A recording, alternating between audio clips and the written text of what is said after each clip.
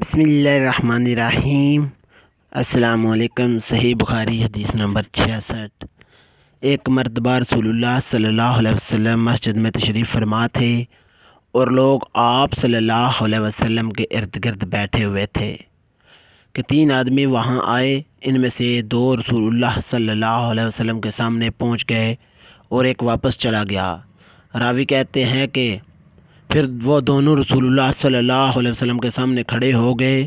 اس کے بعد ان دونوں میں سے ایک نے جب مجلس میں ایک جگہ کچھ گنجائش دیکھی تو وہاں بیٹھ گیا اور دوسرا اہل مجلس کے پیچھے بیٹھ گیا اور تیسرا جو تھا وہ لوٹ گیا۔ تو جب رسول اللہ صلی اللہ علیہ وسلم اپنی گفتگو سے فارغ ہوئے تو صحابہ رضی اللہ تعالیٰ عنہما سے فرمایا کہ کیا میں تمہیں 3 آدمیوں کے بارے میں نہ بتاؤں؟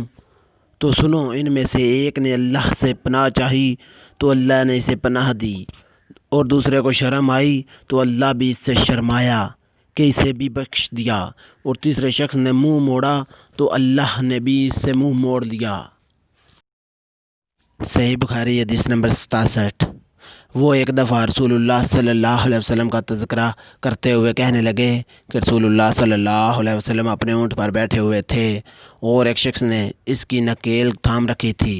آپ صلی اللہ علیہ وسلم نے پوچھا، آج یہ کون سا دن ہے؟ ہم خاموش رہے حتیٰ کہ ہم سمجھے کہ آج کے دن کا آپ کوئی دوسرا نام اس کے نام کے علاوہ تجویز فرمائیں گے۔ پھر آپ صلی اللہ علیہ وسلم نے فرمایا کہ آج قربانی کا دن نہیں ہے؟ ہم نے عرض کیا، بے شک۔ اس کے بعد آپ صلی اللہ علیہ وسلم نے فرمایا، یہ کون سا مہینہ ہے؟ ہم اس پر بھی خاموش رہے اور یہی سمجھے کہ اس مہینے کا بھی آپ صلی اللہ علیہ وسلم اس کے نام کے علاوہ کوئی دوسرا نام تجویز فرمائیں گے۔ پھر آپ صلی اللہ علیہ وسلم نے فرمایا، کیا یہ ذی الحجہ کا مہینہ نہیں ہے؟ ہم نے عرض کیا، بے شک۔ آپ صلی اللہ علیہ وسلم نے فرمایا، تو یقیناً تمہاری جانیں اور تمہارے مال اور تمہاری آبرو تمہارے درمیان اس طرح حرام ہیں جس طرح آج کے دن کی حرمت تمہارے اس مہینے اور اس شہر میں ہے۔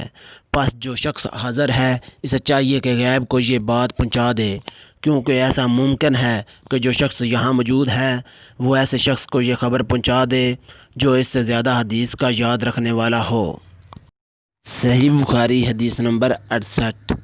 ہم سے محمد بن یوسف نے بیان کیا، انہیں سفیان نے عمش سے خبر دی، وہ ابو وائل سے روایت کرتے ہیں، وہ عبداللہ بن مسعود رضی اللہ تعالیٰ عنہ سے کہ رسول اللہ صلی اللہ علیہ وسلم نے ہمیں نصیحت فرمانے کے لیے کچھ دن مقرر کر دیے تھے، اس ڈر سے کہ کہیں ہم کبیدہ خاطر نہ ہو جائیں۔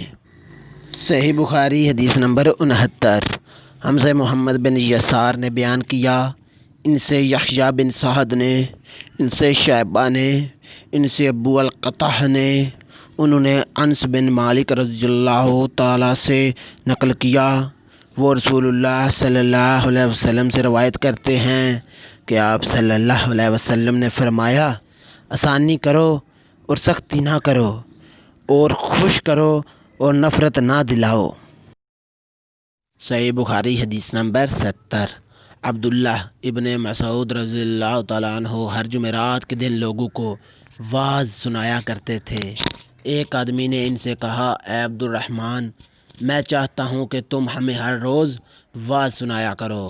انہوں نے فرمایا، تو سن لو کہ مجھے اس امر سے کوئی چیز ماننے ہے تو یہ کہ میں یہ بات پسند نہیں کرتا کہ کہیں تم تنگ نہ ہو جاؤ، اور میں واعظ میں تمہاری فرصت کا وقت تلاش کیا کرتا ہوں، جیسا کہ رسول اللہ صلی اللہ علیہ وسلم نے فرمایا، اس خیال سے کہ ہم کبیدہ خطر نہ ہو جائیں۔